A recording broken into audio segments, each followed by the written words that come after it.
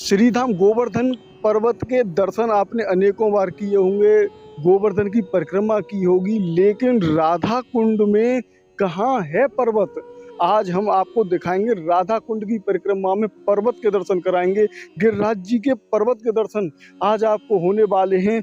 आज हम पहुंच चुके हैं उस दिव्य स्थान पर जहां पर हुए हैं हमें गिरिराज गोवर्धन के दर्शन। क्योंकि गिरिराज जी का जो पर्वत है वो 21 किलोमीटर का है और 21 किलोमीटर में आपको एक तरफ ही जतीपुरा की तरफ जहाँ पर परिक्रमा लगती है, पूंछरी पे लौटा की तरफ जहाँ पर परिक्रमा लगती है, वहाँ तो आपको पर्वत के दर्शन होते हैं।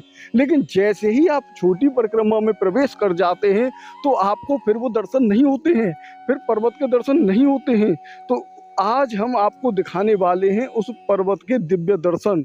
राधा कुंड की परिक्रमा में, छोटी परिक्रमा में कैसे दर्शन होते हैं। तो आप ये जो स्थान है, इस स्थान का आनंद लीजिए। इस गिरिराज जी की पर्वत की श्रृंखला में हम जिस स्थान पर खड़े हुए हैं वो दिव्य स्थान है ये। और इस स्थान को आप अगर एक बार देखेंगे तो आप प्रसन्न हो जाएंगे। यहीं पर भगवान श्री कृष्ण जी की गैया मैया भी यहाँ पर मौजूद हैं और उनके यहाँ पर जो साक्ष्य हैं वो बड़े ही दुर्लभ हैं। दुर्लभ लीला हुई है। यहाँ पर 2 लीलाएं हुई हैं महाराज, और दोनों लीला ही ऐसी अद्भुत लीलाएं हैं। जो रतन सिंहासन की लीला है, रतन कुंड की लीला है, ग्वाल पोखरा की लीला है। तो अभी हम आ चुके हैं उस स्थान पर जहाँ पर आपको ये पर्वत दिखाई देगा, गिरिराज जी के दर्शन आपको होंगे। तो ये है वो गिरिराज जी के दर्शन, ये है वो गिरिराज जी के दर्शन जिन्हें आप साक्षात रूप से कर रहे हैं। यहीं पर अनेकों भक्त आते हैं और इस गिरिराज जी की परिक्रमा यहाँ पर लगा के चले के जाते हैं। तो आइए आगे चल के हम आपको गिरिराज जी के YouTube पे पहली बार अब आप दर्शन कर पा रहे हैं। गिरिराज धरण के गिरिराज जी के दर्शन कर पा रहे हैं आप। और ये ग्वाल पोखरा और रतन सिंहासन के बीचों बीच में ये गिरिराज जी के पर्वत हैं। गिरिराज जी यहाँ पर विराजमान है। पूरे गिरिराज पर्वत के दर्शन आप कर रहे हैं, छोटे स्वरूप में दर्शन कर रहे हैं। छोटी परिक्रमा में गिरिराज जी के दर्शन करने का सौभाग्य आज हमें प्राप्त हुआ है। और मैं आप सभी भक्तों की मनोकामना के लिए मानसिक रूप से आपकी हाजिरी इस पर्वत पर लगा देता हूँ। जय हो गिरिराज धरण की जय। आप सभी भक्त भी यहाँ पर मानसिक रूप से गिरिराज जी के दर्शन करके पुण्य लाभ प्राप्त करें। और जब भी अब आप आएं इस गिरिराज जी के दर्शन करने के लिए तो हम आपको बताएंगे उस रास्ते को कहाँ हो के आप आ सकते हैं, कैसे यहाँ के दर्शन कर सकते हैं, कैसे इस परिक्रमा के दर्शन कर सकते हैं, कैसे इस वन के दर्शन कर सकते हैं, और कैसे आप आनंद ले सकते हैं बाहरी दुनिया से।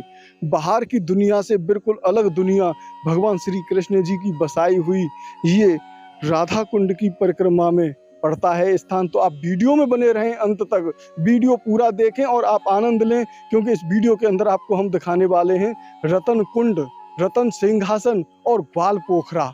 बड़ी ही सुंदर सुंदर लीलाएं हैं। तो आइए आनंद लेते हैं इस वीडियो में। जैसा कि आप सभी जानते हैं, ब्रज 84 कोस परिक्रमा में सबसे महत्वपूर्ण स्थान बीच में पड़ता है श्रीधाम गोवर्धन। और गोवर्धन की परिक्रमा में, गोवर्धन की परिक्रमा 2 प्रकार से की जाती है। एक बड़ी परिक्रमा है, एक छोटी परिक्रमा है। तो अभी हम छोटी परिक्रमा में हैं। हम ब्रज 84 कोस की परिक्रमा को जिस प्रकार से हमने आपको दिखाया उसी प्रकार से गोवर्धन की परिक्रमा को दिखा रहे हैं। क्योंकि अनेकों भक्त आते हैं, उन्हें पता ही नहीं होता है कि इस गोवर्धन की परिक्रमा में कितने कितने महत्वपूर्ण स्थान हैं जो बिल्कुल छुपे हुए हैं। तो अभी आप यहाँ पर देख रहे हैं, ये है यहाँ पर परिक्रमा मार्ग, छोटी परिक्रमा मार्ग है। पा रहे हैं ये जो रास्ता है, ये रास्ता है गोवर्धन परिक्रमा की छोटी परिक्रमा का मार्ग। और कुसुम सरोवर से महज 500 मीटर की दूरी पर ही ये स्थान है। बिल्कुल पीछे ही कुसुम सरोवर है। कुसुम सरोवर को पार करते ही आप सीधे ये रास्ता जो आप देख रहे हैं, ये रास्ता आपको खुला हुआ मिल जाएगा और यहाँ से आप पहुँच जाएंगे 2 स्थानों पर। तो ये जो सीधा मार्ग जा रहा है, तो इस सीधे मार्ग पर अगर हम सीधे हाथ की तरफ, राइट हैंड की तरफ मुड़केंगे तो हम सीधे पहुंच जाएंगे रतन सिंहासन, रतन कुंड। और अगर हम इधर की तरफ जाएंगे तो ये आप जो देख रहे हैं कि एक पेड़ देश के नाम, एक पेड़ माँ बाप के नाम, एक पेड़ बच्चों के नाम, एक पेड़ सनातन धर्म के नाम। सांसें ही हो रही हैं कम, आओ पेड़ लगाएं हम। तो आइए आपको आज हम इस रास्ते से जो लेके जा रहे हैं, ये रास्ता बड़ा ही दुर्लभ स्थान है और ये है ग्वाल पोखरा। भगवान श्री कृष्ण जी की यहाँ पर जो लीलाएं हुई हैं वो अलौकिक और भव्य तरीके से हुई हैं। तो हम आपको एक बार इस वृक्ष के यहाँ के इस वन को दिखाते हैं। ग्वाल पोखरा वन किस प्रकार से यहाँ स्थित है और कैसे हम यहाँ पर पहुँचेंगे। तो यहाँ से जो रास्ता है वो इस वन के बीचों बीच होके निकल के जाना है हमें, और अगर रास्ते से जाएंगे तो आप वो सीधा रास्ता है, उस रास्ते के माध्यम से चले जाएंगे। तो अभी हम इसी मार्ग से चल रहे हैं और इसमें कई गायें बैठी हुई हैं और कई यहाँ पर जो लील गाय भी आज हमें देखने को मिली इस वन में। तो ये ग्वाल पोखरा, यहाँ पर भगवान श्री कृष्ण जी ने जो लीलाएं की हैं महाराज वो इस प्रकार से हैं कि एक बार भगवान श्री कृष्ण यहाँ पर बन गए भिक्षुक जैसे पुरोहित बन गए, भिक्षुक का रूप धारण कर लिया उन्होंने, वैसे कपड़े पहन लिए और करने लगे अपनी लीलाओं को। तो लीलाओं को करते करते वो क्या करते हैं कि अपने साथ में कुछ लड्डू रखते हैं और लड्डुओं को रखने के लिए वो चल देते हैं और फिर होती है लीला शुरू। यहाँ पर जो लीला शुरू होती है उसमें होता क्या है, तो भगवान श्री कृष्ण जी ने यहाँ पर रखा पुरोहित होने का एक बहुत ही भव्य तरीके का स्वरूप। पुरोहित बन गए महाराज। पुरोहित बनने के बाद क्या होता है कि वो यहाँ पर लीलाएं करते हैं, इस ग्वाल पोखरा में लीला करते हैं। लीला किस प्रकार की करते हैं? लीला इस प्रकार की होती है कि यहाँ पर जो शंखचूर नाम का एक राक्षस था उसको रतन सिंहासन पर खत्म किया था। श्री कृष्ण जी ने शंखचूर राक्षस को यहाँ पे खत्म किया। उसके बाद में यहाँ ग्वाल पोखरा पे आए, उन्होंने अपनी लीलाएं की और ग्वाल पोखरा में जो एक कपड़े में बांध के लड्डू पोटली बांध ली और पोटली बांधने के बाद में वो चल दिए। तो जब जैसे ही वो चले तो उन्होंने वो जो लड्डू की पोटली थी वो दे दी मधुमंगल को। अब मधुमंगल के पास वो पोटली दिखी बलराम जी को और बलराम जी ने उस पोटली को झपट्टा मारा और मधुमंगल ने वो दी नहीं।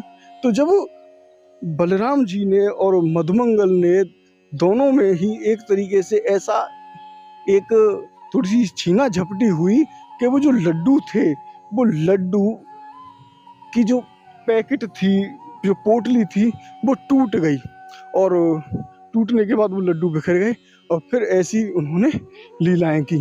तो आइए आनंद लेते हैं। हम बिल्कुल ग्वाल पोखरा पहुंच चुके हैं। दोनों तरफ आप जंगल देखिए, कितना सुंदर जल। तो अभी हम चल रहे हैं ग्वाल पोखरा की तरफ। ये अगर आप दोनों तरफ देखेंगे तो इधर भी दोनों तरफ आपको जंगल ही जंगल दिखाई देगा। और ये जो स्थान है ये एक वो स्थान है कि जहाँ से जैसे पर्वत है ना, गोवर्धन का पर्वत, तो एक तरफ तो पर्वत ज़्यादा ऊंचा है और दूसरी तरफ पर्वत नीचा है। और इस नीचे पर्वत में क्या होता है कि यहाँ समतल जगह मिल जाती है। तो ग्वाल पोखरा की तरफ तो यहाँ पर पहाड़ बहुत हैं और इधर की तरफ में थोड़े कम पहाड़ हैं। तो यहाँ जो पेड़ पौधे हैं, आपको जो पेड़ पौधे दिखाई दे रहे हैं वो पेड़ पौधे यहाँ पर बहुत ज़्यादा हैं। और इस ग्वाल पोखरा की स्थिति देख के तो हमें खुद रोना आ रहा है। तो हम आपको दिखाते हैं ग्वाल पोखरा। ये सामने ही ग्वाल पोखरा है और यहीं पर ये दिव्य दर्शन है। तो यहाँ पर कुछ लिखा हुआ नहीं है, कोई यहाँ पर कैसा भी लिखा जो है वो हटा दिया गया, मिट गया है पूरा, कोई ध्यान नहीं है इस जगह पर। तो आप यहाँ की स्थिति देखिए किस प्रकार की स्थिति है। पूरी स्थिति यहाँ की बहुत ज़्यादा गंभीर है। ये ग्वाल पोखरा भगवान श्री कृष्ण जी का प्राचीन स्थल। इस प्राचीन स्थल की ऐसी दुर्गति तो आप यहाँ पर देखिए। ये ग्वाल पोखरा की ठाकुर जी की जो है प्रतिमा रखी हुई है, ऊपर छत है पूरी टूट चुकी है, सब कुछ यहाँ पर बुरी स्थिति दिखाई दे रही है। टीन डाल दी है ऊपर से, वो भी छन गई हैं। पूरा पूरा जो है यहाँ पे पानी जल सब आ रहा है। और कुंड की स्थिति दिखाते हैं हमें। ये ग्वाल पोखरा कुंड है और प्राचीन महत्व ग्वाल पोखरा का जीर्णोद्धार ब्रज धाम की महान आध्यात्मिक विभूति वेणु विनोद कुंज वृंदावन के निवासी नित्यलाल बालकृष्ण जी महाराज के प्रमुख शिष्य घनश्याम दास जी ने ठाकुर जी की प्रेरणा से श्री कृष्ण जन्म स्थान सेवा संस्था मथुरा द्वारा संपन्न करवाया गया।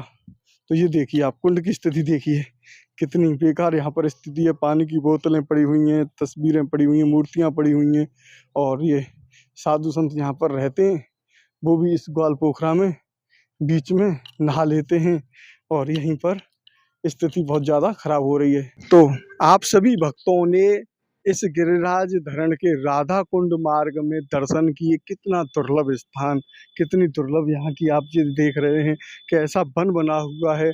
और ऐसे ही दुर्लभ दर्शनों का आनंद लेने के लिए आप संपूर्ण ब्रज दर्शन चैनल को अभी के अभी सब्सक्राइब कर लें, बेल आइकन की नोटिफिकेशन को ऑन कर लें और अपने नाते रिश्तेदारों के पास भी इस वीडियो को जरूर शेयर करें, क्योंकि ऐसे दुर्लभ स्थान के दर्शन अगर आप मुड़िया पूनों पर आ रहे हैं तो आप कर सकते हैं और आनंद ले सकते हैं। तो आप सभी भक्तों ने इस वीडियो को अंत तक देखा, उसके लिए बहुत बहुत धन्यवाद। मिलते हैं ऐसे ही एक और नए वीडियो में, तब तक के लिए राधे राधे। बांके बिहारी लाल की जय। संपूर्ण ब्रज दर्शन चैनल आपको ऐसे ही दर्शन कराता रहेगा और बहुत जल्दी अभी हम ब्रज 84 कोस की परिक्रमा प्रारंभ करने वाले हैं।